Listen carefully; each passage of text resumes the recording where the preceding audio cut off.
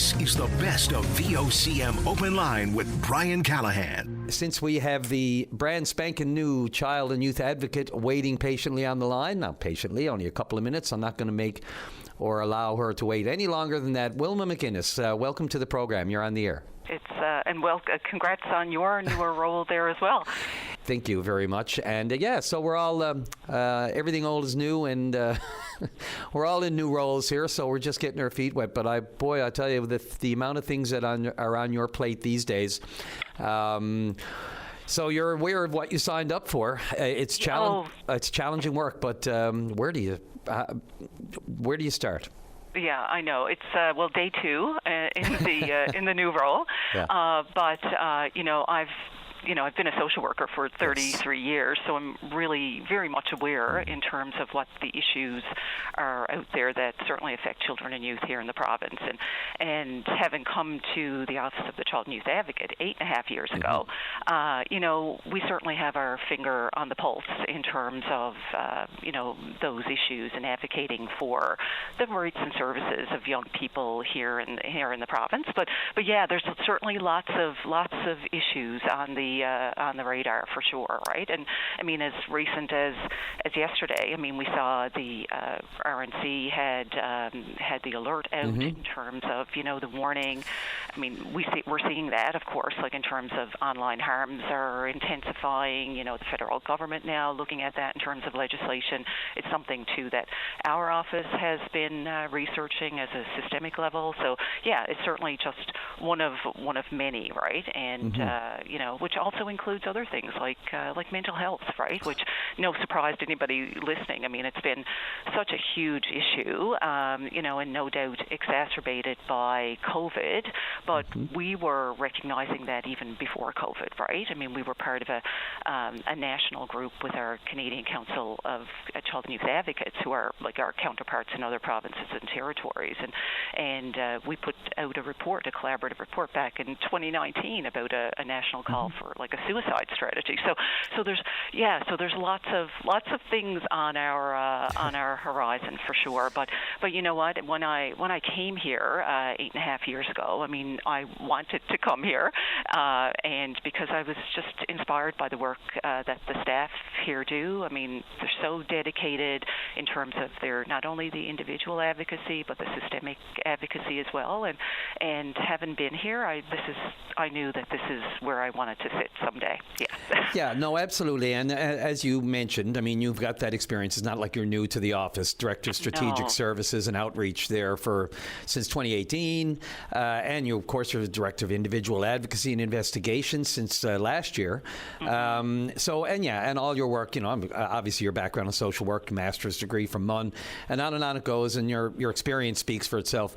But even that can't prepare you sometimes for what children are going through. This gets deeply personal and can be emotional.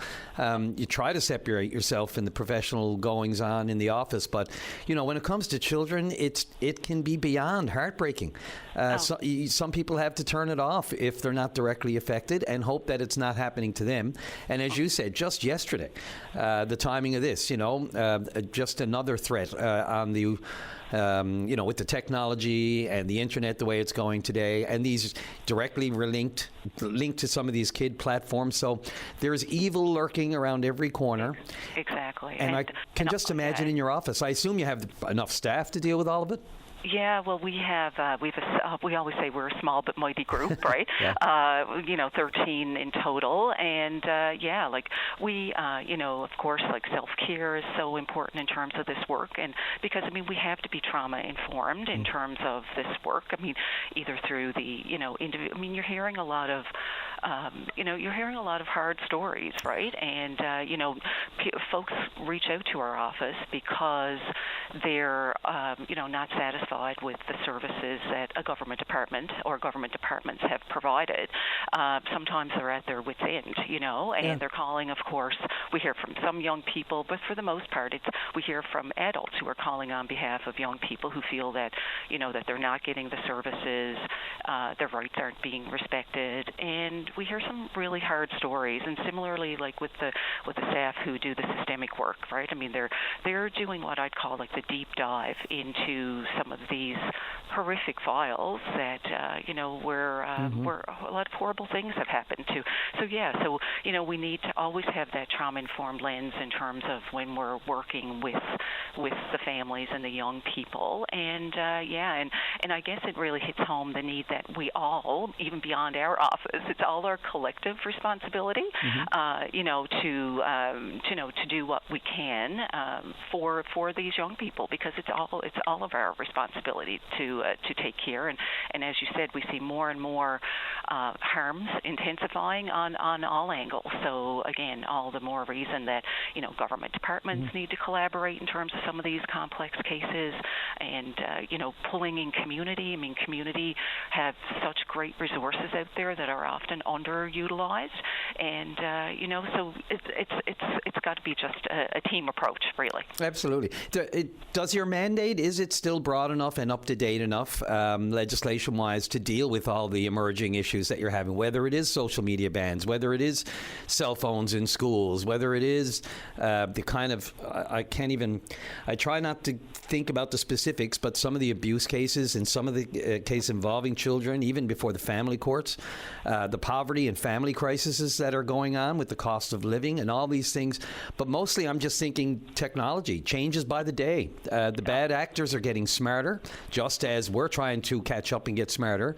So just as you make legislation, it's going to have to be continually updated, just like the minute you buy a new phone, or a laptop, there's a better one on the market. Yeah, exactly. And that's why here we always have to be on top of always researching, always trying to have our finger on the pulse of, what's occurring not only in our own province, but nationally, internationally as well. And staff here are constantly doing that type of research so we can keep abreast of not only the issues that are ongoing now, but what might target young people here in the province. And the piece, too, I think that, that we are so strong about is that the need to involve young people in this work as well.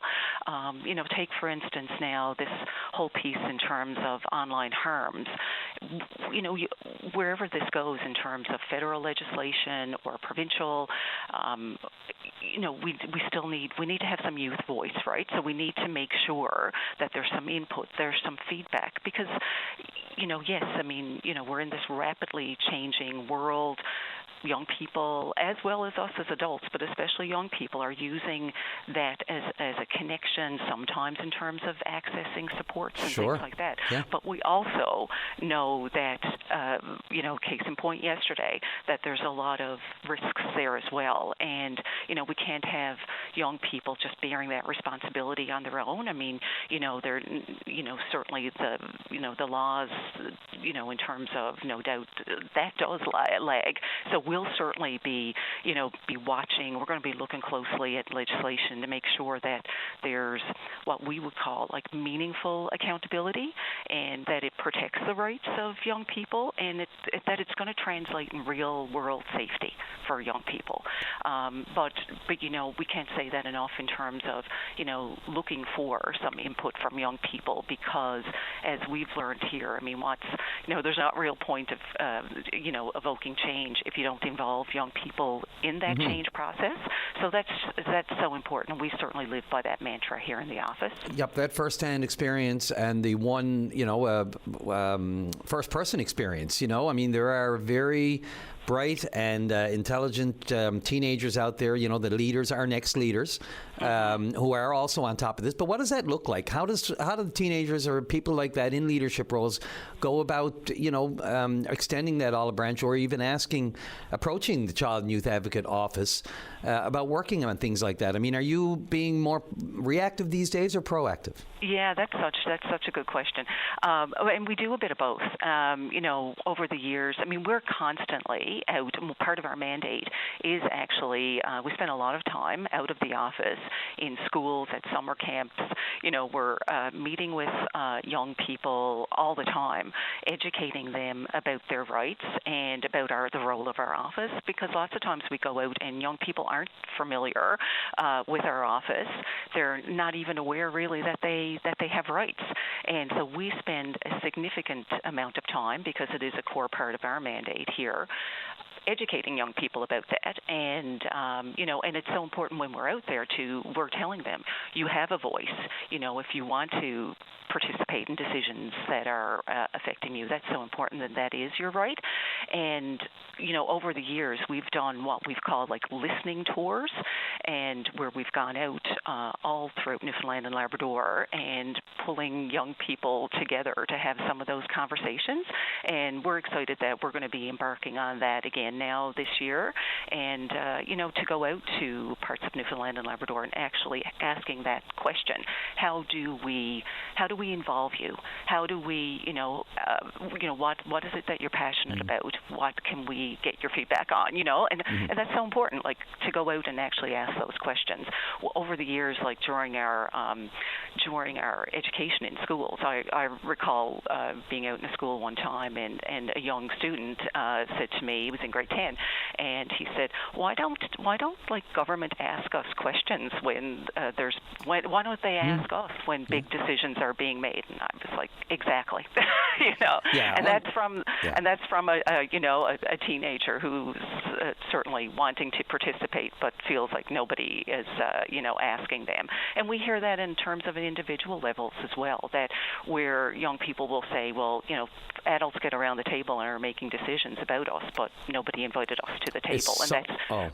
It's such a great point, that just including them, as opposed to saying, look, you're more than welcome to make representation, but actually, as we talk about proactive, going to them and asking them and giving them a forum to be able to speak directly as to how things are affecting them. I mean, kids just tune out when adults are speaking for them, right? Exactly. And, have them part of the process right from the beginning, because if you want it to be meaningful and have an impact for them and to get the buy-in, you need to have them right at the beginning. And be speaking their language, and be speaking, I don't mean to talk about them about aliens, but you know what I mean, speaking the same kind of language today, even the lexicon, the terminology, it can grab them in the moment if you actually speak a little bit of the language and have people who are really in tune and know exactly what they're going through. And there's just so much, as we said, even yesterday, and whether I said again, the alert that was put up by the RNC yesterday regarding, and we can get into that, of course, this 764 preying on kids, who are just trying to, how many kids are on Roblox and Minecraft and these kinds of things, and just trying to keep an eye on it and making them aware of this. Like I said it before, there's room for curriculum changes here, I believe, in the world of technology, and just equip them with the best tips and knowledge that they can have, at least as safeguards. You're not going to convince all of them to shut it off. And I'm still on the fence. Do you support an all-out social media ban for kids under 16? Can I ask you that point blank? Well, and you know what? I think we'd like to have some conversation with young people about that before we speak to say that. And we're continually, like I said, doing research on that. Some of our folks were part of the technical briefing last week while away with our counterparts. Yep.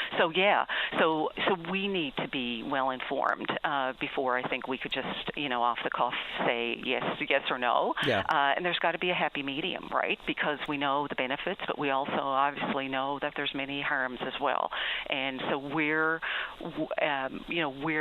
can that happy medium be, where platforms need to take responsibility, where laws need to be enforced, where voluntary action is just no more. That's obviously insufficient, right? Absolutely. So where is that happy medium? And again, I think with further further research on our part and connection with our counterparts nationally, and also talking to young people. Like we want to do that, right? We want to see what they're saying about all of this as well, and what some of the ideas that they have that could make this safer for them, right? Absolutely. And look, your office, I'd be, shocked, and other people would be too, if you don't play an important, vital role into, I think it was the opposition leader John Hogan's private members bill that introduced the idea of the ban here. And we know that the federal government is working towards one as well. So, yeah, I just hope, and I'm sure most people expect your office will play a large role in how that rolls out, if you'll excuse the pun. Look, you're 2 days in. Yeah, I know, hey? So I didn't mean to throw too much at you, but it's really great to have you on the program and talk about these important issues, let people know that you're on it. Yes, I'm sure we can check in on a regular basis just to see how that being on it is going. That sounds wonderful, and we've got lots of things on the go. So I'd more than be willing to come back and chat another time for sure. Yeah, we talk so much about communication, whether it is children and all these issues. We just have to keep on the front burner to talk about them, to keep them in the consciousness, because it's not going away, and God forbid it might even get a little worse. And Brian, it all comes back to their rights. It really does. I mean, and that's like I said. I mean, it's such a huge part of the work that we do. I mean, we've been advocating for child rights-based curriculum in schools. So, I mean, for young folks to have that knowledge base, no matter what, no matter what the threat looks like, in terms of it's online, if it's a perpetrator, I mean, we need to arm our children with the best knowledge possible, and such a big piece of that is them knowing that they have rights. They have a right to have a voice and to be protected and to be cared for, right, and not to be harmed. So, that's such a strong base that we need them to know, no matter what comes on the horizon. Absolutely, your work is cut out for you, but I have no doubt with your vast experience that you're well equipped as well. So thanks, Wilma McInnes. Thanks again for making time for the program. The brand spanking new child and youth advocate. It'll be great to have a chat on a regular basis because, as you know, daily these things are coming up that affect kids. So it's always great to have that communication. Awesome. Thanks, Brian. Appreciate it. This is the best of VOCM Open Line. Let's go right to line number 2. Rick Noserly, president of the Avalon Trailway. You're on the air. Good morning, and how are you? I'm doing pretty good. How's everything on the back roads? The back roads are the problem. I guess the trailway is the solution. How is that? That's kind of where I was going, yeah. I think for the most part, the people who use the proper trailways are properly behaving, but the ones in the back roads and out of sight, out of mind can be a little bit more, shall we say, risky. Yeah, for sure. Of course, this is the time of year, we're extremely, extremely busy in a fun way. We're doing, with my two hats on, we're very busy on the trailway with a lot of good work being done there. We're expecting guests, from the mainland. And, from the safety world, there's no question we're a little bit concerned now with the schools getting out and the kids with more time on their hands and operating the ATVs unsupervised. Yeah, and you've got a few projects on the go as well, Rick. But I want to just let you know, I want to get to those, whatever you want to just bring to the public's attention. But I don't know what we do. I mean, look, I've been with you at the RCMP headquarters a few times for these news conferences on the awareness campaigns, for ATVs and safe use and on and on and on it goes. Are we making any headway? No pun intended. I don't know.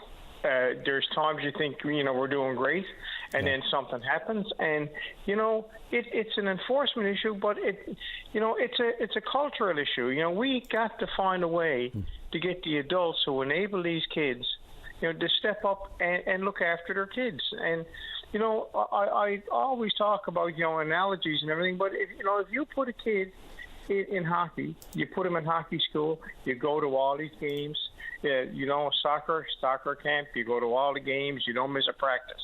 Yet, summertime comes, you give him an ATV, you don't go with him, you don't teach him the do's and don'ts, you just say, here you go, and unleash him, on the community. And we're seeing it all the time. I got a place up in Deer Park. We're right in the middle of seeing something like that right now. We got kids going wild up there. And, where do the parents think they're going when they leave their house on an ATV? They all don't drive around on grassy fields and do stuff like that. They are doing, wrong things. Yeah, that's putting it broadly and accurately. You don't have to look too far. It's just amazing that, of all the incidents that happen, and you may not have ever gone through a tragedy like this or, a situation where you have to visit the hospital to see your child in a bed, either fighting for their life or on life support or with a traumatic brain injury. I mean, it maybe a limb, who knows? But the minute you let them go, Rick, like that, it's just amazing that you're leaving them to their own devices. And not only that, as you said, affecting other people, potential for, other people who may get in their way. But it should be just I hate to keep saying things like no-brainers because I'm not trying to be flippant, but it's just boggles the mind that as an adult, as a parent, you would let them go off to their own devices like that without just the general precautions, whether or not it's the legality of it. How old are they? Should they even be driving it? And do you even own a helmet, Like, it's a family sport. There's no doubt about it. It's a family thing. Like, we, at the age now, we got grandkids, and we got them on ATVs. But they're like they're in the nest. When we go for a ride, I'm in the front, the grandkids are in the middle, and my wife is on the back on another ATV. And it's fun. It's a family outing, and we look forward to it. And I do not understand this, just turn them loose, like I said, to their own devices. It's a dangerous world out there, and these machines aren't helping for sure. You're on a path, and all of a sudden, whammo, around a corner. Rick, I wanted to give you a bit of time. You've got like 2 or 3 projects, or maybe even 4 on the go. I think Dave mentioned me too. Do you want to give him a little plug before we head off? Go for it. I sure do. I appreciate that, because I guarantee it's not always doom and gloom. Yeah. We have a very busy summer planned. Right now, we're doing a project from Whitburn to Clarenville with tremendous partners and getting some great work done there. Water management, vegetation control, surface control, updating culverts. We've got to keep in mind now, culverts are, the newest culverts that CN put in are at least 40 years old, and that's the life of a culvert. So we got a lot of work to do there. We're doing work in at Terranova. Coming up, that'll be later on this year. We got to fix the bridge, and looking forward to that. And a major job in Clarenville with some slope remediation where the slope sort of moved away, and we're going to have to fix that. Yep. And as we speak, we're up on the gaff now doing some bridges and culverts, and we'll be doing some brush cutting up there. So it's all getting the love. Did you say the gaff topsails or the? Yeah. Okay. Yeah. And that's a hard place to do work because I was just going to say, you took the words right out of my mouth. Yeah, there's no question. Just transportation getting up there, but it's the most is a beautiful part of the track. is isolated, and of course that's where the problem lies. Getting the crews up there. Once they get up there, there's nowhere to stay. They got to come back down, leaving equipment up there. It's certainly headaches for sure, but we'll get it done. Yeah, it always amazes me when I walk either hike the East Coast Trail or just to, the Cuckles Cove to Cape Spear or Cuckles Cove to back to the harbour, and I look and the remote areas where the trails are, and I know we're not talking ATV here, but just getting the infrastructure in there and the staff in there to lug it all in and get it done and then safe in the more remote areas. It's a lot of work. It certainly is, and of course it's a lot of cost. Yes. So, we're up for it.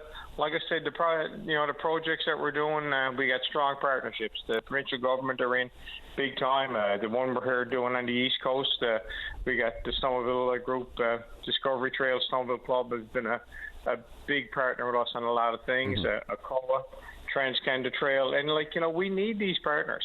A small group in Whitburn helped us out. We can't do none of this without partnerships. Absolutely, and it's all important work and, as you said, costly, so those partnerships are vital. Rick Noser, president of the Avalon Trailway Council, thanks for making time today. We'll touch base again as we get into a little further into the summer. God forbid, we have to, remind people of the dangers the machines can cause when it gets really hot and tinder like in the woods, like last year, God forbid. So, well, we certainly appreciate your time. We really appreciate you reaching out and giving us an opportunity. And like I said, anything you need, please reach out. Yeah, and if we don't, feel free to do it on behalf of yourselves. We're open anytime for you guys, Rick. Thanks a lot. Well, I appreciate it. Thanks a million. Have a good summer. This is the best of VOCM Open Line. Let's go to line number 3. And Ronnie, you're on the air. Good morning. I'm calling in regards to a nuisance bear that we are having in the Eastport area. Oh, nuisance is a good word, as long as it's only being a nuisance and it's not being a threat, I guess. Is it keeping away from people, or what's the situation, Ronnie? Oh, no. It has eaten almost, we're at 48 chickens now. What? And, yeah, we my up the road lost 30. No. Another neighbor lost 6, and I've lost 17. And this all started last week. Fish and Wildlife is aware. They brought a trap. There's a trap not even 6 feet from my chicken coop, and he does not care. He's been back 5 times every night. Every night he's back. He's in the daytime. We're seeing him. There's pictures everywhere. Is this a new problem, like for you? Like for you personally? I've been raising chickens. Yeah. I had one incident once, I think 3 or 4 years ago, and that was it. But other than that, I have not had in what are we living out here? 7 years. I've only had this guy he don't care. We made, I'll call him a nail mat. You take plywood and you drive nails up through it, and you lay it. I learned it on a show about a family of Browns that lived up in Alaska. And we did that, and he walked on it. There's blood everywhere, but it still didn't stop him. He ripped the side. And I'm talking wood that came out of the house. Has got to be 100 years old. So this is solid wood. He got a piece somehow, got into the side of it, ripped that out, and he's been there every day. So we moved our chickens to a different little coop that I have for my babies. And I mean, Fort Knox, we had metal bars, everything. We had to climb in that coop ourselves to collect the eggs from the 4 chickens I had left yesterday. But today, I don't have to climb in the coop anymore because he's got it all. Everybody's gone. You don't have to climb in because what? He's got it all? Yeah, he got all my chickens. They're gone. So there's nothing left? No. That's incredible. No, and he's been spotted up at the senior's home. He's been spotted in at the motel. I call wildlife every morning. They brought out another trap and put it over at another girl's house. And he's aware. He knows what this trap is. He's not going in there. They need to come and tranquilize it. They need to do something. I know we can't shoot it because we live in a community. I'm hearing that you can get a special permit, which I'm going to be checking into now. There is definitely a bear license. You can get a bear license, absolutely, black bear license. That's right, but you got to be in the woods. You're not allowed to be in a residence, right? Can't be firing them off. That's correct. Yeah. For good reason. Yeah, very true. Thank God we're not allowed to shoot off in neighbors. Yeah. Because let me tell you, there's a lot of dead people around. But we don't. We're on our wits' end. Like, I've got 2 dogs. I am a dog groomer. I have people dropping their dogs off regularly at my home every day. Yesterday morning, this bear. I live on a lane. There's only 2 homes on our lane, and I have an Airbnb in between, a little glamping cabin.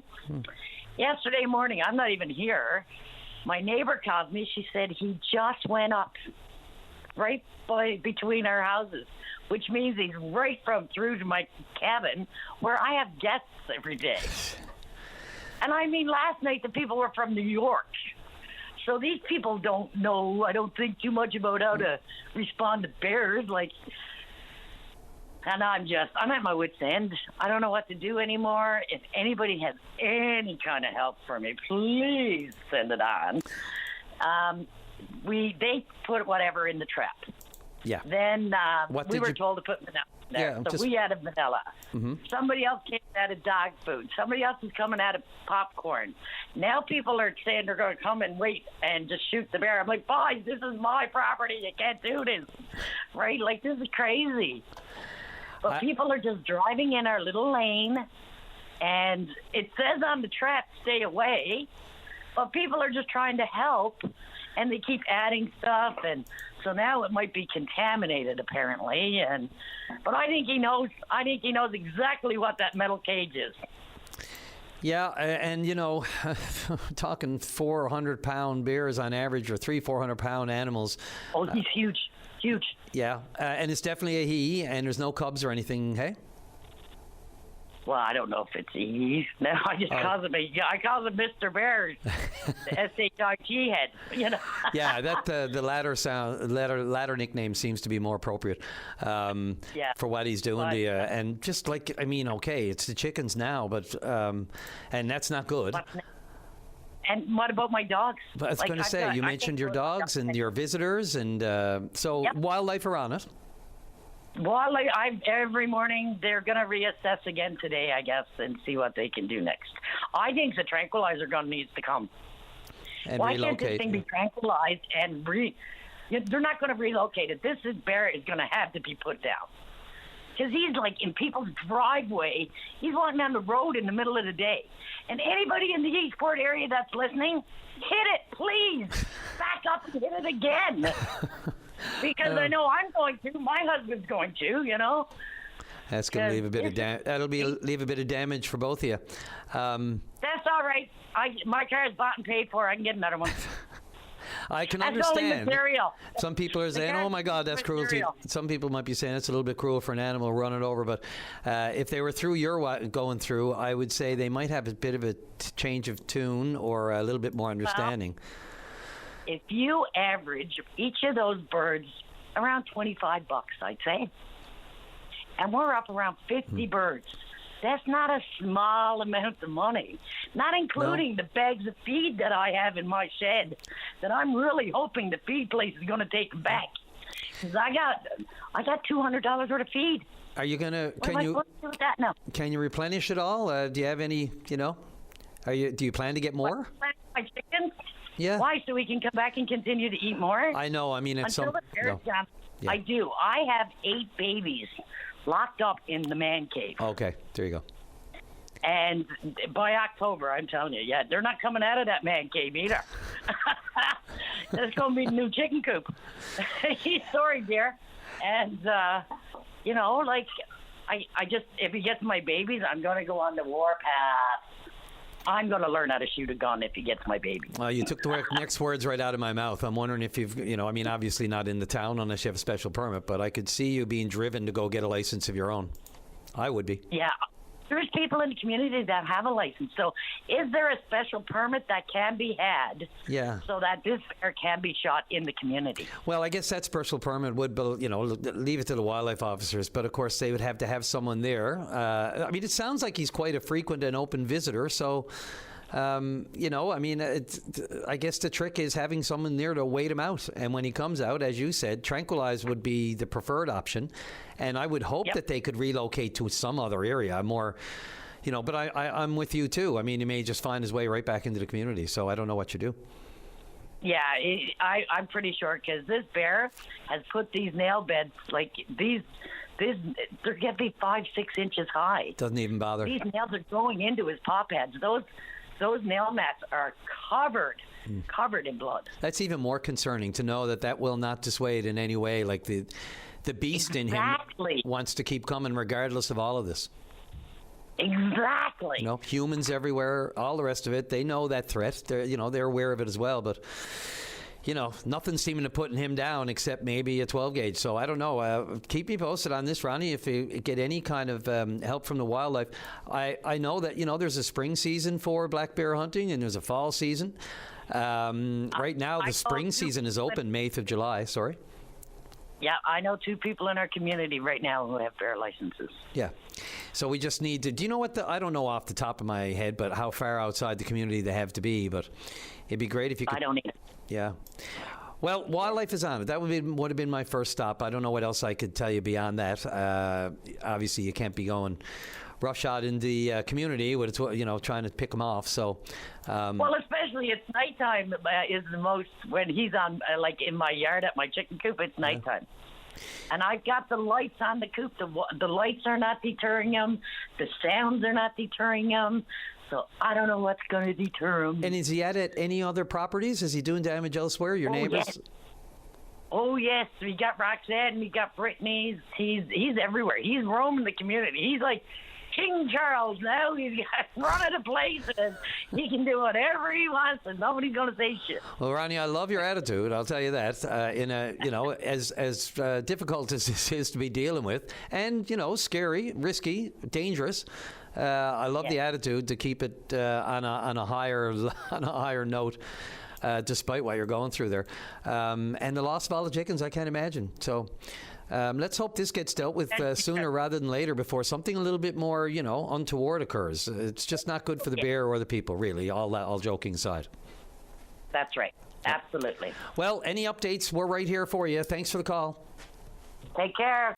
This is the best of VOCM Open Line. Let's go right to line number 1 now, and welcome to the program, Darren Dunphy with Safety NL, the Chief Supervisory Instructor for motorcycles, also off-road vehicle instructor. How are you? I'm well, sir, and you? Great. Thanks, Darren, for being available for this chat, because to be honest with you, I was just watching the news last night, and my old colleague, my old as in we've been around a long time, my colleague Rosie Mullally from NTV had a piece last night on scooters, and it's the time to be talking about them, not just scooters, of course, but all the things that I just mentioned off the top. But that one caught my attention only for the safety of it and how, the advent of scooters and mopeds and electric bikes and all these little devices now are mixing and mingling with the actual motorcycles and licensed vehicles. It must be quite the myriad of safety for you to be able to follow and instruct on these days, Darren. I'm just guessing. You're not wrong in that regard, for sure, Brian. I think the motorcycle thing has been on the go for quite some time, as you can imagine. Sure. So the industry has recognized its needs, and the population has recognized the needs and the need for safety and so on. But with the introduction of the e-bikes and the scooters and such like that, everything has kind of changed, hasn't it? Absolutely. So, and I'm all for it. It's all good because it's a great bit of fun for those folks that use them, and it's a means of transportation for some folks, right? Sure. But if I'm going to introduce myself into a traffic situation, all things are not equal now, right? Because as you've probably seen, and all your listeners have seen, I'm sure, folks are running around on their scooters and such, and they're interacting with traffic. And sometimes they're at the speed of traffic. Or more so. Especially in, and that's exactly what I was going to say, especially in a city environment such as Mount Pearl, St. John's area. Traffic is typically anywhere from 30 to 50 kilometers, give or take, right? Yeah. And some of these scooters, like I've had students on my motorcycle course that own these scooters, and they've reached speeds of 70 and 80 kilometers an hour on these little bikes, right?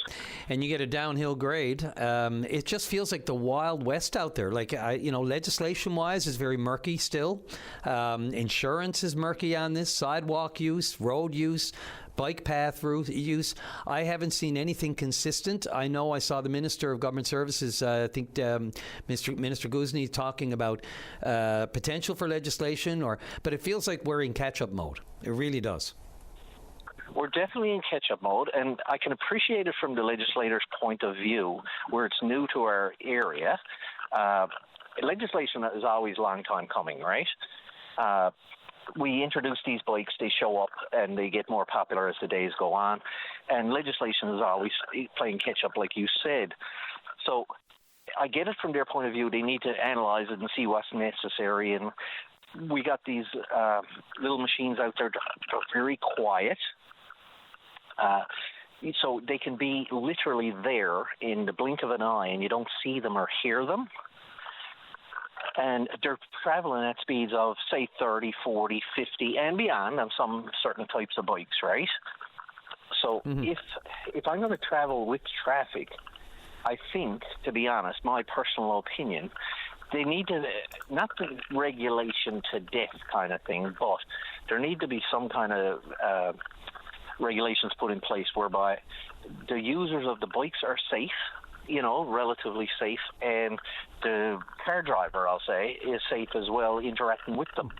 Yeah, and that's the trick, right? I mean, it works on both ends. I was just looking. I know that we talked about the legislation. I know that at the municipalities Newfoundland and Labrador convention, I think it was last year, they had a resolution, be it resolved that MNL, the Provincial Department of Government Modernization Service Delivery, to amend the Highway Traffic Act to include e-bikes, strengthen safety requirements for operating electric bicycles and scooters. So that resolution was made last year. I think it was sponsored by the City of Mount Pearl.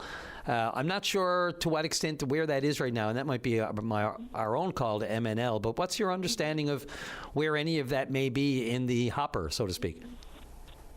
As far as I know, nothing has been resolved as far as like inked in legislation under the Highway Traffic Act. Right. You said the term grey area. It's a very grey area, right? Until such a time when law enforcement gets involved, the municipalities, whether it be your local municipality in a town, or a city such as Mount Pearl or St. John's, they'll have to come together and get that happy medium, if you will, where people are still allowed to use their machines, but they'll have to comply with, if they're going to operate on our roadways in traffic, well, they're going to have to operate under the same rules that, I'll say, not maybe to the highest level of a motorcycle, but at some level they'll have to be on that level with a motorcycle, right? Yes, and I mean, my mind goes right to enforcement. I mean, it's great to have these regulations, great to have these laws, but again, they just seem to be flaunted everywhere you look. Nobody really, and just having the staff or, say, the officers, whether it's given it the power to the municipality or if it still falls under, say, RNC in the St. John's metro area or that sort of thing, I mean, having the numbers to be able to enforce it. I mean, I see it every day, every minute of the day, right? And you're not wrong. Every day you move when the sun is shining, so to speak, and even sometimes when the sun is not shining, you will encounter multiple of those types of machines on the highway, or on the roadways, I should say. And you hit the nail on the head, I guess, when it comes to the enforcement. Right now, it's a well-known fact that our law enforcement is, undermanned. They're stretched at a high level as far as doing what they have to do on a daily basis. And now you're going to introduce these things to it, which adds another thing to their daily routine, I'll call it. So they're ill-equipped right now to be able to handle the myriad of things that they have to deal with on today's basis. Now they're going to add this to it. Are they going to be able to keep up? I don't know. Municipal enforcement, such as like Mount Pearl has a municipal enforcement branch, I guess, within their town, right? Right. Where they're able to enforce some of the Highway Traffic Act and sort of thing, right? But again, they only have a certain amount of personnel to be able to deal with this. And these bikes are being used on the trailways, on the walk paths and such like that. They're being operated in traffic, out in red lights and intersections and all this sort of thing. So just to keep up, it'll be a challenge for those types of operations, like RNC, case in point, the Mount Pearl Municipal Enforcement, those types of folks. They're going to have their challenges, I can guarantee it. Yeah, look, I was on a walk. We have the shared bike paths, right, throughout the city. And I was on one the other day, and I could not believe how fast he came around the corner. And, I mean, it was just me, and the path is pretty wide, and it's paved. This is down around Carpathian Road, around the Elks Club in St. John's. Big, beautiful paved area there. But around the blind corner, it was that fast. If I had taken one step left instead of right, I would have been taken out. There's no question. So I don't imagine how many times this has happened to other people. And I mean, then I'll say your walkers of the day, like you're out walking or walking your dog or walking just for recreational, and you encounter one of these coming at you at 30 kilometers an hour. These shared paths, they were more or less designed for a pedal bike, if you will, right? Yes. So at least the pedal bike is going relatively slow compared to 30, 50 kilometers an hour. So I guess it'll have to be a discussion made with all these joint use type of folks to say, will they be allowed to share these trails is yet to be determined. Or if you do share them, there will have to be like a maximum speed allowed, whether it be, I'm just throwing out numbers, whether it be 15 kilometers an hour or something of that nature, right? Mm-hmm. Yeah, and I'm just... Go ahead, sorry. It is a thing that's going to have to be dealt with like sooner than later, because the population of those machines now are getting really big. Like, I live in a rural environment. I'll call it up the shore. So, yeah. But on the roadways now, it's every single day on my little rural road, you'll see electric e-scooters / bikes at least, I'm saying 30 times a day. Yeah. Buzzing in and out the road with, younger people running around on them, and it's all good. Like, it's great, like, to be outdoors and stuff like that. But some of the regulations, I know in municipalities such as that, like, helmet use now is a thing for pedal bikes. If you're on a pedal bike, you need to wear a helmet, right? Yep. It's an under $180 fine if you don't, and that's if it ever follows through. And again, I always talk about fines. Fines are great because they try to enforce these things or try to get people to comply, right? But the type of helmet that's required on a pedal bike, it's a very slight helmet. It offers smaller when it comes to impact absorption and that sort of thing. They're very slight helmets, right? Yeah, and I mentioned a story just really quick there, Darren. The Rosie Mullally had with NTV had a great story last night. Not, I shouldn't say great as far as keeping it top of mind how important all this safety is. But this young fella, was on a scooter. He was going fast, hit a speed bump, didn't see it. Someone on the back, and he had on one of these slight helmets, and yet still had the brain bleed, and is now trying to learn how to do things again. And that's why I couldn't help but bring that up. Like, it's one thing to say, if I catch little Johnny on his e-scooter and I give him a fine of $180, so he brings that home to his parent, and it's a big deal, right? Like $180. But the money comes and the money goes. But if little Johnny has an incident and that helmet that he is wearing is insufficient to protect him in that situation, the next call that the parents get is from the ER, right? Mm-hmm. And now $180 don't mean much now, does it? No, it doesn't at all. Dollar figures, look, those are fines, and they're supposed to be a deterrent. But let's face it, we see fines all the time in courts, and they're not exactly, crushing, shall we say, as a terminology that a lot of judges like to use. And you said little Johnny. If it was only little Johnny, we might be able to, somehow curtail some of the just horrific incidents and brain injuries that are occurring out there. But it's not little Johnny, is it? It could be anybody. And like you said, I get it. The price of gasoline, the convenience, if you don't have a need of registration or insurance, and you're saying, oh, I'm very careful, and I'm just trying to get from point A to point B because either I don't want to buy a new vehicle, I don't want a new car payment, or I don't want to be paying gasoline or paying the price I do have to pay for gas. And if it's a short jaunt, you're going to do it. But the question is whether or not they're doing it safely. I'm going to give you an opportunity here just to try to, first of all, just inform the public a little bit what programs you do have specific to these issues that we're talking about. The first thing that just came to mind, and one of the reasons we kind of wanted to broach this, let alone seeing some reports in other media, but also just the idea that, summer's ramping up. The pedestrian mall is what gives me the willies. A couple of times, I had 2 near misses there last year, and then lo and behold, I found out one evening that there was an actual incident involving an e-bike or a scooter and a pedestrian. I think it was a child, and I don't know all the outcome of it, but I do know there was a collision down there that occurred, and I've had too many near misses on that front. What's the best thing you can, any of the things that you teach people in the safety realm on this?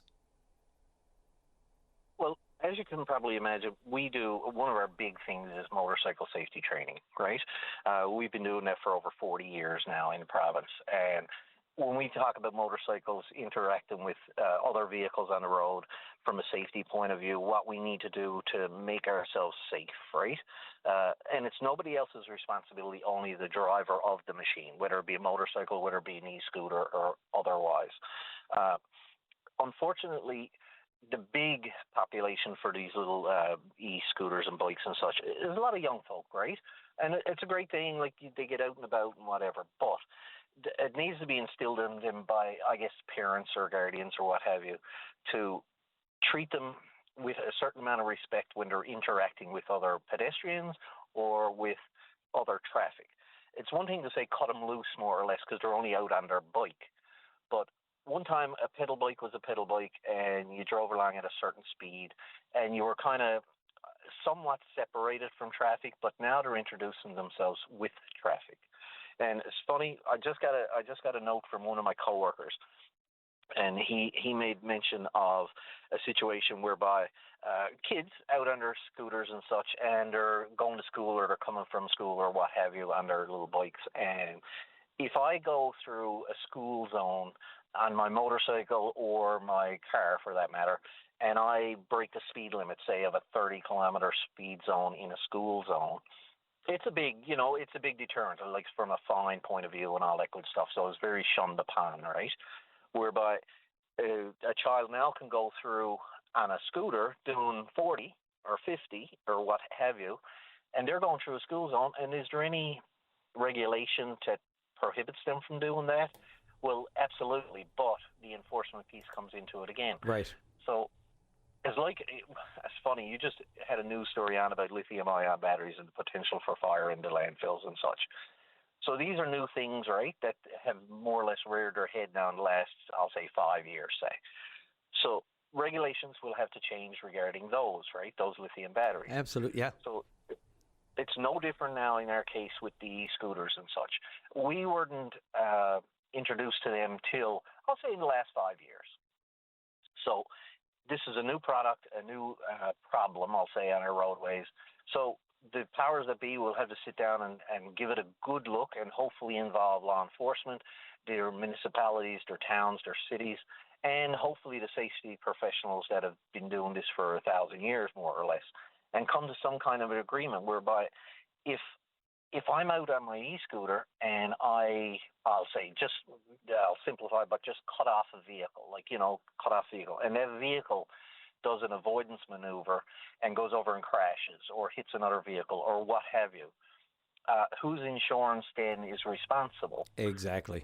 Because the e-scooter right now, there's no law that says they have to be insured, right? But maybe, and I understand it from the point of view of the users that, my God, I'll have to get insurance on my e-scooter. Now it's no longer economically viable to use it. But it'll have to be a thing that'll be talked about, because if we're going to interact with traffic, well, we have to operate under the same rules and regulations, in my humble opinion. No, absolutely. Causation, regardless of, if you can prove, the facts are what counts, when it comes down to that insurance. And I heard somebody in the industry talking about it the other day and how intricate that's become. But as you said, right, do you not believe that they, under the Highway Traffic Act right now, anything with an e-bike motor, you can't be more powerful than 500 watts and top speeds like 30 or 32 kilometers an hour. I know they're going faster than that, but should scooters, in your mind, be subject exactly to the same rules as a motorcycle?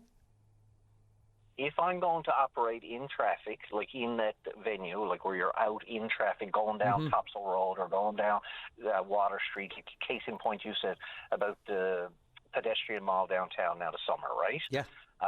But folks go down for a nice leisurely walk through and hit the stores and the restaurants and that sort of thing. Right now, and again, you can correct me if I'm wrong because I'm not a city folk, but you will see e-scooters running around the pedestrian mall this summer. Yeah, in and out of people, swerving. So you're correct. So you're darting in and out, and okay, you make a step to the right because you're going into that bar there, and all of a sudden there's an e-scooter, and he takes you out more or less. You fall down and you hurt yourself. So the person on the e-scooter is hurt, and you're hurt, and there's no ramifications there because there is no legislation right now to account for that, right? So the biggest thing is, like, from Safety and L's point of view and my point of view, when we're using these machines, safety got to be paramount. The laws are great there, and it's fines and all that stuff, but when it comes down to it, somebody got to be protected. So if I own one of these things, one of these little scooters, or if I have a child that operates one of these scooters and my child is 12 years old or 11 years old or whatever, and I know he's out buzzing around doing his thing out with his friends and stuff. It's up to me as a parent to say, okay, well, I know you're going to be using this. I need to have you somewhat protected from injury. So to go over to, and I'll just use, the Canadian Tire, and go over and buy a bicycle helmet. Yeah. They're very flimsy. They're very, they're just not high. They're not high impact protection. They're just not. But if I'm going to put my kid on one of these things that can go 30 or 40 or 50, I'm going to make sure he or she has a helmet on that can sustain that impact. By that I mean, you may know, or your listeners may know what I mean when I mean a motocross helmet, like a snowcross/motocross helmet. It's a full-on DOT-approved helmet, and it's built to absorb the impact. So if indeed, God forbid, that one of these people get involved in an incident and they go down and hit their head off the pavement or what have you, at least the helmet is a good step in trying to prevent the big injury, like you just mentioned earlier about the person had to relive and relearn how to eat and how to walk and all that good stuff. Because those little bicycle helmets, although they're meant for slow speed impacts, they're not meant for 30 plus. Because when we train on motorcycle, now this is a full-fledged motorcycle, on our training grounds, like our speeds are low from a training point of view. So they're, I'll say 30 and below, right?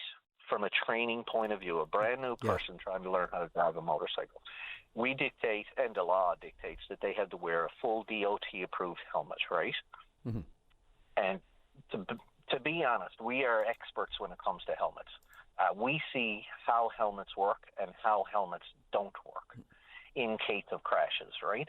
So we know, like our instructors and our organization are very well tuned in what a helmet can do and can't do. And I know that those bicycle helmets cannot protect in a 25, 30, 35, 40, 45, 50 kilometer an hour collision. They will not serve the purpose. Not what they were meant for. They were never built to sustain that kind of impact. Mm-hmm. Because if I hit the ground at those kinds of speeds, I need the protection that like a DOT and better approved helmet will provide. So it comes down to common sense, which it's not all that common. But if I'm a parent, and it got to come back to the parents in this particular case, because the vast majority of the users of these types of bikes are young people, right? Yeah. So it got to come down to the parents' responsibility to try and protect their child when it comes to providing the proper equipment, whether it be a helmet, sure, great. That could be knee protection, like the padded type protection, elbow type protection, at least if they happen to have a spill or a crash or whatever you want to call it, that they will be, better protected than they are today. Because I see folks running around with no helmets, first of all, zero. And then sometimes I see folks wearing, I'll call it the typical bicycle helmet.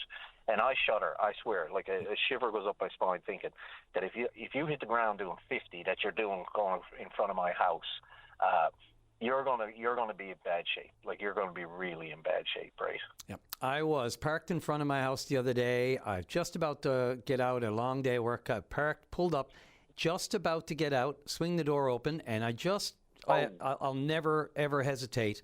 A friend of mine once lost the door and almost her leg by a car coming by and taking the door off, just swinging it open on Water Street once. And that was close enough. But I never, because of that, I always have a quick look. Thank goodness it's in my system, I can't get out of it as a habit to look in the mirror just before I swing the door open. If I hadn't have, this boy, he couldn't have been older than 12. There's no way. Just hesitated for a second before opening the door. He flew by me on the scooter. There's no way he would have went through the window was closed, so it would have taken him right out. And it was just such a small, fleeting moment, So, just being aware. If you want to bring it to a bigger level, I guess, from the youth point of view, young person users, we're talking about e-scooters now. We can also expand it to off-road vehicles, be it the quads, side-by-sides, those types of vehicles. We, as you probably know, and you've talked about it on your program before, we have absolutely a problem in the province for that right now. And we actually had Rick on the show earlier, Rick Noseworthy with the Trailway Council, talking about this very thing.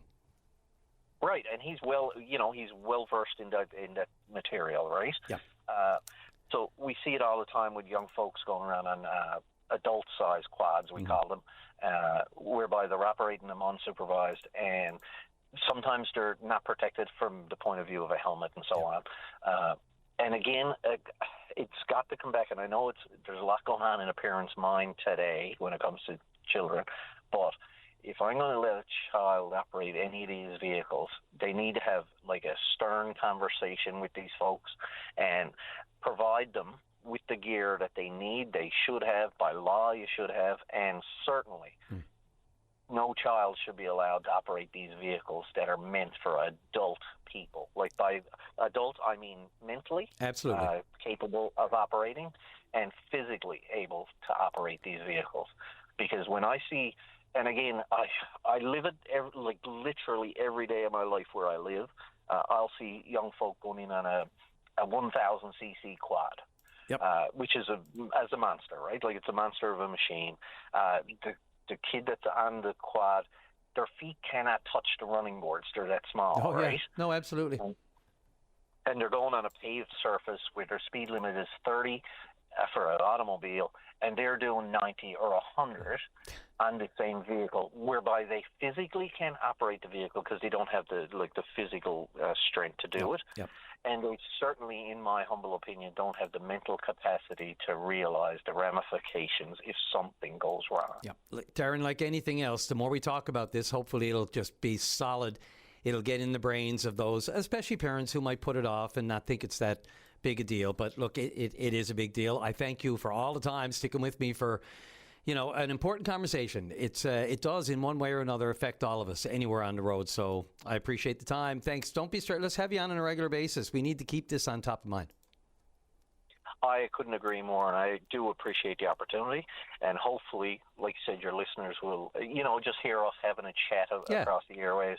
And maybe this evening at the supper table, they might be able to sit down with little Susie or little Billy and say, "Listen, we gotta change our way of doing things here, and maybe we gotta make a purchase. By that I mean some safety equipment, and we gotta change the way we allow this to happen. Because if I continue to let little Johnny take that little e-scooter out around the city, say, and just buzzing around having the best day of his life, right, with his buddies and stuff, because it's a great thing. Absolutely. But if somebody has to call the parent that night and say, little Johnny is in trouble, and I don't mean legally in trouble, I mean in trouble because he's down to the ER or worse. Understood, yeah. It's the worst day, right? Darren, thanks again. Well, I look forward to the next one. And I'm getting lots of emails in response to this, so I'll share them as we go along. Thanks again. Take care and be safe.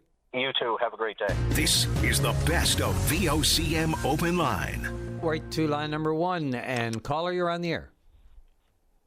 Good morning, Brian. Good morning. How are you? Oh, I'm fine. How are you? Pretty good. Thank you for asking on this Tuesday. Yeah, we're getting through the week. Yes, right on. I was listening to Jody Wall on NTV News last night about foster parents. Yes. How they're looking for more foster parents. And it took me back to Derek O'Brien's book that he wrote called Suffer Little Children. Have you read that book? I have read some of it, to be honest. And I knew Derek, from his time. He was one of the very first abuse survivors to come forward, along with Shane Earl and others in the early 80s. And Derek had that unique perspective. It was tough. Difficult read, some of it to get through. And it's an interesting thing. People ask me, have I read this book or that book? I have real trouble reading books, no matter what it is. My dad wrote a couple of books, and even my own father's. I've written a book, and I can't get through my own book, to be perfectly honest. I know I'm going a little off track here, but whatever it is, 2 pages, and I'm done.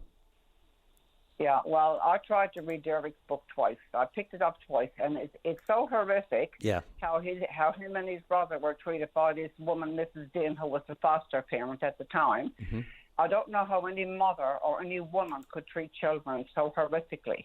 And she was a mother at the time herself, and she treated her own children totally different.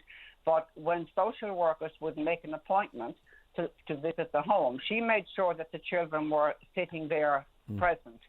as they were being interviewed. So they couldn't even say how they were being treated, right? Exactly. It's absolutely horrific. I mean, oh my God, I can't. And can't believe how when you. It's amazing. It brought me right back to all of that, not specifically the book, but right to that. And not only that, it is. I try not to go down this route too often, but in court, and the court cases that I have covered in 30 years of these kinds of cases where they do treat, you might have your own children and they're treated, but the foster kids, and I don't want to taint this whole system, but there have been issues like that. This is a well-meaning, important foster a future recruitment campaign by the provincial government, and all kinds of monthly supports for foster parents, reforms aimed at reducing adoption and foster care waits. The wait time is the big thing here, of course, because it's gone 5 to 10 years sometimes.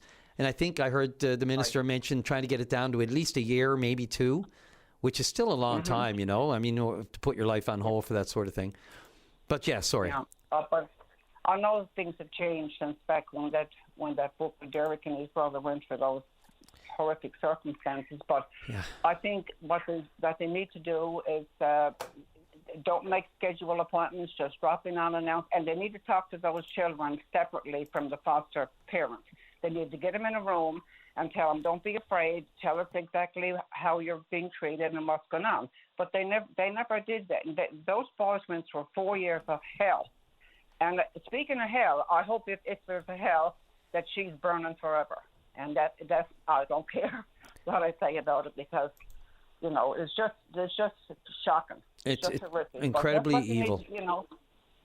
Incredibly evil. Little children, and then they went from the fat into the fire at Mount Cashel. Mm-hmm. So I mean, it's a wonder that the wonder Derek is saying today. That's the truth. Yeah, and I sat through the Hughes Commission, one of my first in the early 90s. I sat through the very initial parts of the Hughes Commission over in the Fisheries Building there on Strawberry Marsh Road. I'll never forget it. I can't drive by there now without thinking of Derek, of thinking about all the victims of Mount Cashel and the abuse by priests and lay people throughout the Roman Catholic Church and elsewhere. And unfortunately, and look, and there's cases before the courts, and we have regular calls to this program about the numbers in the courts. Look, and you're right too about some of the surveillance of these things. You have to, and nobody wants to be into the gotcha or catcha. But in this case, yes, we do, because announced visits versus unannounced visits make all the difference. Mm-hmm. Right. And like I said, talk to the children separately when there's nobody around. Just get those children separately and say, don't be afraid. Tell us exactly how you're being treated. But see, that didn't happen back then, right? Yeah. No. It was out of sight, out of mind. I have 4 grown children myself, and I mean, to think that they would be treated like that is, it tears the guts out of you, Right? I know. I certainly don't want it to taint, the efforts and the initiatives that the provincial government is putting forth right now. Absolutely not. It just needs to be very carefully monitored in this day and age of technology and everything else that's going on that kids are facing and families are facing. The busyness not to notice some things that are happening, Exactly, because I think some people, not all, I know there are good foster parents, but I think some of these foster parents do it just for the money, and then that's what happened with that case, I think. She just did it for the money. Then she treated those boys horrifically, Yeah, they need to have a lot more oversight and unscheduled visits and everything else that goes with it. I mean, this stuff can't keep going on, Not in this day and age anyway, right? No, absolutely. All the safeguards need to be put in place. Look, we're trying to place kids with families, caring families, as opposed to the families they don't have. Whether or not it's for a temporary period of time until, in a perfect world, the parents get things sorted out and they can rejoin them and their siblings, because when you're separating siblings too, it becomes another issue. Yeah, absolutely. It's just anyway. Yeah. Yeah, I just had to voice my opinion on that, and thanks very much for listening. I appreciate it. Look, I might call again sometime. Yes, I hope you do. By all means, thank you very much for contributing, for the input. Really appreciate it. Thanks. Okay. Bye-bye. This is the best of VOCM Open Line. As promised, let's go to line number 8, and the MHA, Liberal MHA for Cartwright Lansa Clare. Lisa Dempster, you're on the air. Morning, Brian. Good morning. How are you? Well, I felt compelled to come on again, Brian. I really felt compelled. Tomorrow will be 2 weeks since I made a call to you, and that was the day that the community, myself, and many folks around the province were blindsided with any lack of communication up front, zero. But just to learn in a news release that the Cartwright School contract was cancelled after it had been awarded the year before. And so over the last 2 weeks, Brian, there's been a really heavy lift by the community, asking daily, writing, asking the Deputy Premier, the Minister of Transportation and Infrastructure, to meet with them. Pretty simple ask to me when we step up to serve, we serve the people. And I was CC'd in, I would say, most all of the correspondence, very respectful, right? After they kind of caught their breath about the magnitude of what had just happened in their community, they started writing saying, we'd like to meet with you. We'd like to better understand your decision. And here we are, 1 day short of 2 weeks, and we get a news release again today. I'm just at a loss. And in the news release, it says the cancellation was the result of significant cost related to cost escalation design. Sit down with the people and explain that, because the story we're hearing from the other side is really quite different. And the other thing that's becoming more and more evident with the passing of each day is what the cost of cancelling this is going to be. We've got 2 or 3 smaller companies, 150 tons of steel fabricated sitting in a yard in Avondale. There's impacts across 2 or 3 districts impacting lots of employees. If the contractor that was awarded the contract don't get what he's looking for, what's the cost of court? I think about the cost of a school in the north was high. It wasn't a nice to have, it was a need. I know that all of your listeners understand the benefits of an education, the healthier communities, how it reduces the societal inequalities, all of that. It's the foundation for lifelong success. We knew the costs would be high. What's going to happen now if you're up $10-15 million thrown to the wind, just the cost of cancelling? And, in the news release, just quoting the minister himself, he said, a new school will eventually be put there. So that could be, is that a decade down the road? We know that with every passing year, the cost is not going down. It's not going to get cheaper. And what really struck my heart in a very negative way, what really caused me to pick up the phone today and pause some other work I was doing and call you, was the way this got put on the community members. Community members have impeded the infilling of the site. Like community members, we've seen, I was in the community on 2 occasions last week, saw students standing saying, why aren't we worthy? Heartbreaking when you think of the mental health issues among students. Saw elders standing around, very peaceful protest. Their only ask was, we saw no movement for months in the community on a school. You come out with a news release on Wednesday. Monday morning, a contractor is in to fully restore the site to its original, to make it look like there was never a plan to be a school. Would you please speak to us? Like, come to Cartwright. If you can't come to Cartwright, do a virtual meeting. So I'm really at a loss with how heavy-handed this has been. The only time the mayor in Cartwright have spoken to the minister is when the minister called and said, if you don't allow the contractor to remediate the site, we will get a court injunction. That day is gone when any government, Brian, I'm talking from a little bit of experience. I've been a minister for almost a decade. We worked with folks all around this province. That's what we do. We engage with people. We hear people. You know, there's benefits that come with being a minister, and you have to do hard stuff too. You have to go out and stand in front of people at difficult times. So I'm so disappointed for the people of Cartwright that they are being treated this way. by this government. Lisa, I don't take issue with any of the issues you've just mentioned. The communication for me was awful on this. It was very sudden, out of the blue. There could have been some proactive discussions with the town, the people, and I'm looking at the same release that you are, and the statement is there. From the Minister Petton, I never wavered from the commitment to find an alternative or alternate solution for a school in the town that is more cost effective for such a small community. So look, we know that this was about money. Plain and simple. But, when you look at the numbers, first of all, should it be always about the money? We know we're in a crunch. We know they're reviewing everything. We know that they've got some work to do on the deficit and the debt and all that sort of thing. They also promise not to balance those books on the backs of our residents, which would be the situation in this case.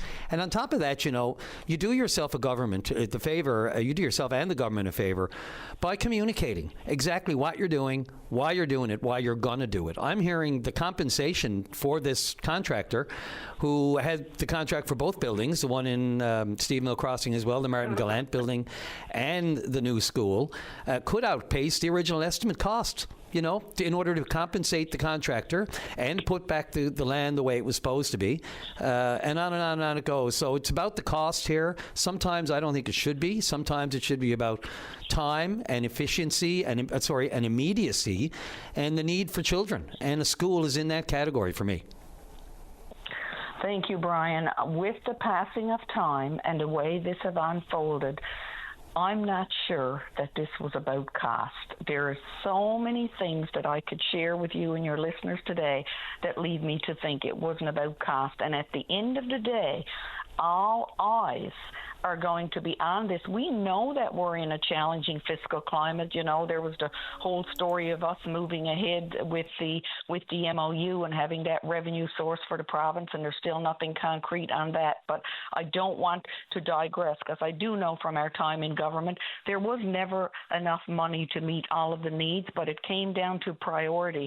And I'll tell you, when you got a long list of projects on your desk, pretty hard to trump a need for a school. I just attended the first ever convocation of the Labrador campus at Memorial in Happy Valley Goose Bay just a couple of days ago. Beautiful ceremony, 13 graduates from Masters of Arctic and Subarctic Studies, the first ever cohort of Bachelor of Science in Nursing. Of the 13 graduates, 4 were from Cartwright. And I'll tell you, it was a bittersweet day for people to say, our people are coming from the north and they're going out and contributing, tremendously to society. And here we are now fighting for something as basic. And what this all comes back to is communication. In that release today, when I read, I thought it was really a little condescending and not giving the residents of Cartwright much credit for the level of intellect that is in that community, when he said, they want to meet, but I don't know yet. It takes time to get a design and all that in place. I don't know what it's going to look like. The issue here is something of this magnitude was stripped away from a small community, and every day we're learning of the impacts that are beyond the community, like places like Avondale, like out in, I believe it's Whitburn, a number of contractors I've heard. So the impact is far-reaching, and to have no communication, for them to read in a news release, for them to write every day for 2 weeks respectfully. I was writing on their behalf. I received a call from the Minister's EA to my office last week asking me not to call anymore. He would not be meeting with me. And I thought, this is not about you, MHA, for Cartwright Lansinclair. I'll stand back. I walked away from media on site the other day because I thought, if he's being this political on something that matters so much, I'll remove myself from the equation. Get at the table with the town council. Get at the table with the school council. You just can't hide behind a news release. A people he's never met, a place he's never been. How does he know what the solution will be? He's saying they're committed to a way forward. have a little bit of decency in our small province and do the right thing to a wonderful people who want something better for their children than they had growing up with residential schools. Yeah, ministers don't always, immediately make that visit to the site or whatever. They have ADMs, they have staff, they had procurement, all of those things in place. But Lisa, and I've said this before, and that you probably know it's coming. This wouldn't be the first government that did something political, unpopular, and just for the political government. So I want to just be clear again, whenever this conversation comes up, let's not pretend that this hasn't happened in the past with other governments. But that said, this is a unique situation. It is a school that was in the process of being built. The communication, I'm with you 100%, could have offset a lot of this. And if there is politics at play, and God forbid, involving a school, involving kids, involving a safe area, even the work that has to be done to secure the site right now. And, the minister talking about, the residents sort of getting in the way, and we need them to, just to put that aside and let us secure the site for, as you said, prepare for a new school that will eventually put there. Those kind of words, they don't do anything for anybody. Eventually, do we have a timeline? And again, if you have some information that says that this was definitely political instead of dollars and cents, which is where I really think the government's been going, then by all means share that information with me. And Brian, he said in the news release, which is all we got to go by in the lack of conversation, any dialogue, continuing the current contract would mean a 12-month delay. So I don't know what that was based on. There's been no conversation. But when you get to the bottom of the news release and read a new school will eventually be put there, so a 12-month delay on what was being done, we don't know what the delay is on not doing it. We don't know the cost, and I guarantee you there's folks that would put their own money on. This is going to come out at the end of the day where the community will end up with something much less than they're entitled to, and that was planned. And when you factor in the cost of cancelling with the cost of putting something back, the release references doing modulars and shipping them in, the cost of what we had awarded the contract for, it's all going to come out to be a wash, and God forbid it might be more. So it is really a sad day for the people in Labrador. I mean, I tried to focus on the school today, but I did, kind of go there on my last call with you. When it comes to big projects for the province, when it comes to revenue sources for the province, the Labrador is at the forefront of every conversation. But, a little bit got to come back. And a school, as you said, and we all agree, I want to mention the support that have been pouring out for people in Cartry, from, geotech people out as far away as Alberta, saying this information isn't right. We can build big structures on bogs. There's lots of things you can do. I have had educators from St. John's calling and leaving voicemails on my phone saying, we're really angry about what those little children are being robbed at. One lady said, is this the Wakeham way? I can't go there right now. I'm still trying to work with them. So even after the minister said, let her know I will not be meeting with her, I wrote another letter the next day and said I would still like to meet. I have a job to do, Brian. I represent an entire district that elected me to be their voice, and if I don't call you back anymore on an issue of such a magnitude, a $40 million issue, if I'm not going to call Open Line and get my voice out every way I can, I'm not doing my job. I was in government for a decade, and there was lots of calls to Open Line. There was lots of things in social media, and we had to either correct the information where we could, but lots of it continue on focusing on governing, knowing that opposition has a job to do, and that's democracy. That's how we have a right to be heard, is to, I can't get at the table, so I have to call you to get my message out, and I'm sure his communications people will let him know we made this call today. But I really want to encourage I thank you for your time today again so much on behalf of the people of Cartwright and Labrador. All of Labrador is united on this. They're so upset. It's not like we have a list of new schools that we need built. You know, most of our communities are in good shape with schools. It's just this structure, 9 different levels, dilapidated. There's a long list of deficiencies with this school that have been outlined. It's not like that. But I'm just want to say in closing to the minister, talk to the people in the community. If you don't want to talk to me, talk to the people that are significantly impacted by what you did 2 weeks ago with the stroke of a pen. No, and I don't begrudge you being the advocate. As you said, it's your job. It's unfortunate we still use the word opposition. One of these days, in this case, you know, I mean, just because it's got that negative connotation that you're supposed to oppose everything that the government does, I can certainly understand why you have problems with this decision. Again, it comes to communication. And then there's still the old school, the 58-year-old Henry Gordon Academy that's got asbestos issues, it's got electrical issues, flooding issues, heating issues. You name it. So, and again, I'll just go back, and you did too, to the news release. He talks about, there is a quote there, and it's not just a statement, it's or not just a line in it, it's a quote, a new school. So I'm wondering now, does a new school, are they real words, new school, or are we still talking about portables? Well, I guess, again, communication would help here too.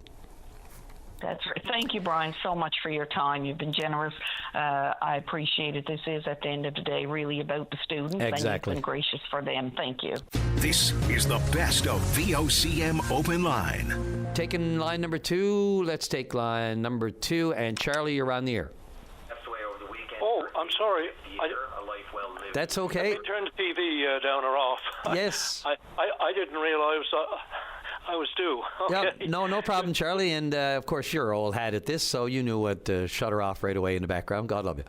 Okay, good morning to you, by the way. Morning. I was thinking this morning, I wasn't going to come on with this, but I was thinking a lot of people say that they have trouble controlling their thoughts, right? In other words, your mind is always on a stream. You sometimes in a negative way too, very often in a negative way, and they complain about I wish I could control that somehow. Mm-hmm. You know what I'm getting at? So I do. It takes a certain level of awareness of your own thoughts and your outward, you're outside the body. Awareness, yeah. The awareness is first. That's right. So I was thinking, do we want the thoughts to be in charge, or do we want the thinker of the thoughts? And we would want the thinker of the thoughts to be in charge rather than the opposite. And I was thinking, with meditation is one example. I found over the years that the thoughts intrude on your meditation, and you just note them and go back to your breathing and so on. But most people don't meditate. But I've noticed that those people who play music, or do painting, or write poetry, or read, or walk, or garden, or whatever, most of the people I know like that, they seem to have a better understanding and a better control of that runaway monkey mind that we have. Would you agree with that? I would. Look, exercise for the brain keeps it sharp. Yes. So I would say if people have that problem, and a lot of people do, because I've certainly spoken to a lot that say that, I would suggest that activity is one. And who was it said? Somebody said life is like riding a bicycle. For balance, you have to keep moving, and that applies to not just the body, but to, as I said, activity like reading and music and so on. You know. Anyway, I just thought I'd throw that out there because I think that's one of the battles that many people face each day is that negative spin they have, and I don't think sometimes they probably have the tools to control that, you know? No, you're right about I'd throw it out. Absolutely, Charlie, and it's a great discussion. We can have these conversations all the time about your own Minecraft, put a play on another game that's causing some grief with kids and the police. But in any event, I think, some people aren't wired wired that way. They can't really, they overload sometimes, and that can fog the brain too. Everybody's different. It depends on how many things you can have on the go in your brain at a time. Some people are completely anal about, their to-do lists, and you have to have certain things in a certain order, and everybody knows what I'm talking about. Some people are more so like it than others. But in order to keep it, what's the word for, a variety, and to try to keep some positivity, I mean, you should envelope yourself with, the more positive activities, such as, like you said, taking time, the breathing, the meditation, gardening or something, exercise. If all we do is sit down and watch all the bad news, then that's what's going to occupy our brain, and the negativity can beat you down. It's just too much sometimes. Yeah, it wears you down. I've had people say when I'm playing music and that I sort of lose track of time. It's almost like a medicine for the mind, if you like. Yeah. All these activities, Some people do woodworking and lose themselves in that, building a boat or building a bird cage or whatever, I'm very fortunate that way. I can lose myself in music. Music is about the other half of my life outside of journalism and this job. Yes. So if without that, and it is a massive, I call it my therapy. My break. Yeah. I won't call it from reality because music is wonderful reality, but I need that. It's great. I can shut it out. I was out for a walk last night and ran into a couple of friends, and they wanted to talk about the show and all the issues on the go, and I just try to politely say, you know what, this is the time I need away from it, right? Because the rest of my time is completely, just swamped with it. Yeah, I can understand that. Yeah. Anyway, sometime I'd like to say more about this, but there is a way around it for people who are out there that are sort of trapped in that thought cycle, and you have to put the thinker of the thought in charge. You got that. Leave it at that. No, and know that you're doing that, and be aware of what you're thinking and its effects and impacts on other people even around you. Charlie, you know what I had here on the screen, Iran non-deal. Well, he wanted to have an announcement to coincide with his birthday and that 250th anniversary. And the cage fight. fight. Was the details were almost nil. Now Trump is the type he would, if he won the thing, he would be broadcasting that completely, and of course he's staying mum about it. So that'll tell you a lot. But if you look at the overall thing, I mean, he started the fire, and then he decided he'd put it out. But he had to put it out under conditions that Iran really is the winner in all this. They've got nuclear material that's kicked down the road now. They're going to obviously keep that. They may give up some of it if they're going to transfer that $400 billion or so to them, but they'll have the know-how to secretly make more. The Strait of Hormuz, after the 60 days, they've already said they're going to charge a fee. You've got the proxies, Hezbollah and the Houthis and so on. They're still going to be funded by Iran. So if you look at it, they haven't really won anything at all. Opening the strait was what we had anyway. So I see this as another... do you remember the time he said about COVID, oh, don't worry about COVID, it'll be all over in April? Well, this is kind of a parallel saying that he's saying that this is going to be great. And, oh, yeah, he even said those guys he's dealing with now, the hardliners, who are worse than the ones that they killed, these are rational people now that he's dealing with them, right? Mm-hmm. So they're going to forget what the States has done, bombing them and killing their leaders. They're a vengeful people. They're not going to forget anything. So this has really made the world more unsafe. It looks like now Iran will get a nuclear weapon, and probably in a year or two. I don't know if you want to comment on any of this at all. I hesitate to put any kind of timeline on anything that's going on with this. And look, my skepticism kicked in the minute that we heard there might be a deal on Sunday, but that Trump wasn't the one to announce it. You're absolutely right. Look, don't you think Donald J. Trump, if he had a deal to end the war, Who other than Donald J. Trump would want to reveal that first? I mean, make that announcement. It speaks volumes that he didn't, and he punted it to the Pakistani Prime Minister. Here, you announce it. And he can't, I mean, look, he can't wait to take credit for anything, for stuff, for put his name on stuff, put his face on stuff, even though his name's coming off the Kennedy Center. That's a great one. So one just has to ask, why wasn't he front and center to announce this on Sunday instead of the Pakistani president, who I'll bet wasn't all that thrilled at the idea either, having not seen it, like the rest of the world leaders. They're at the G7 here being told there's a tentative deal, and no one can see the text of it. There's no details. There's no timelines. Even J.D. Vance, the vice president, is using different words and descriptors to talk about what the potential is for this. So it's, look, once again, it's another cry wolf. It's another way to delay it. I have no doubt about it.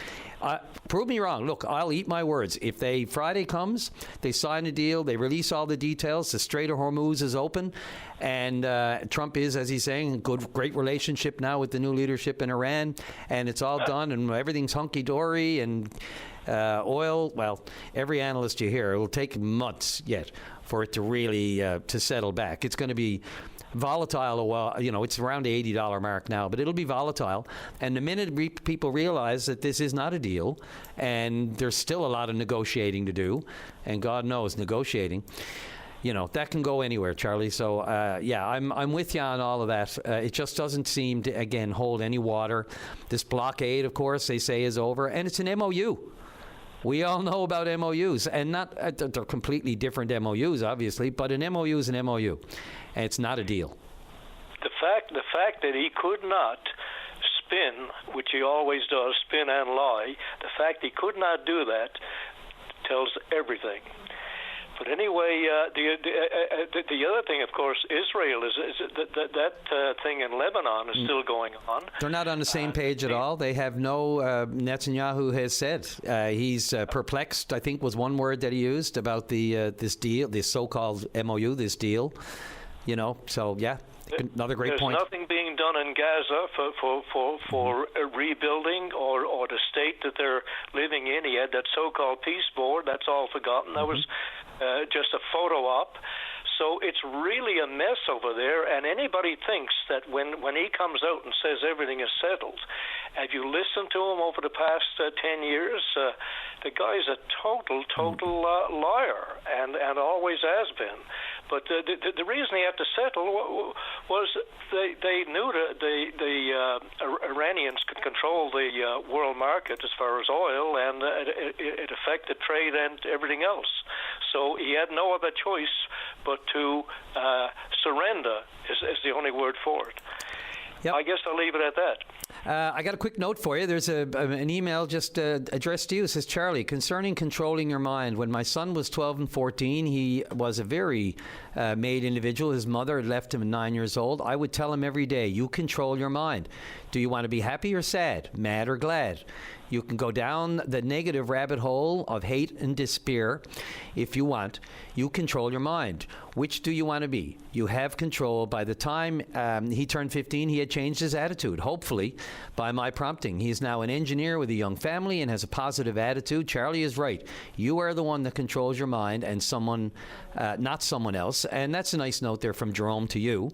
But that's very nice to hear. Yeah. And I'd like to add that schools, we teach so much that we never ever use, and I won't get into giving examples of it, but there is a one that we should be teaching children right up through. I'm glad that person responded, because you can help children become better adults and more in control of their environment and inner thinking and so on, and we don't do it. Schools ignore some of the most obvious things that should be in the curriculum, but I'll leave that for another day. Yeah, we've talked about that as well. I agree, and the only part about being able to control your own mind, unfortunately, that's where the mental health issue comes in.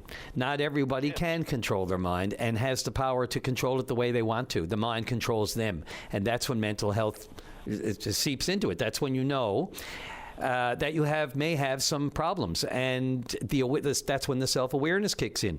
At what point are you still aware that your mind is controlling you as opposed to you controlling the mind? And the mind starts to control you when all that negativity is overloaded on top of the positivity, and it drowns that out. And on another, I'll just say here on the wonderful, great poet laureate Bob LeMessurier sends a note on this. He says, "A peace of mind is part and parcel of the kind of music peace can find. It settles scores and opens doors to where we leave the grind behind." There you go. Wow, that's great. So we can help children. We can give them the tools at an early age, and it's very important that we do that. Much more important than much of that abstract math that they will never ever use. Anyway, we'll leave it at that. Thanks for that. I was going to call you Ryan again, Brian. Okay. That's okay. I get that too. Thanks, Charlie. I really appreciate the call. Thanks for keeping this discussion on top burner. Okay, sir. Thank you. Thanks to everyone. Thanks to Dave Williams, of course, behind the glass. Drive safely, everyone. Arrive alive. VOCM cares.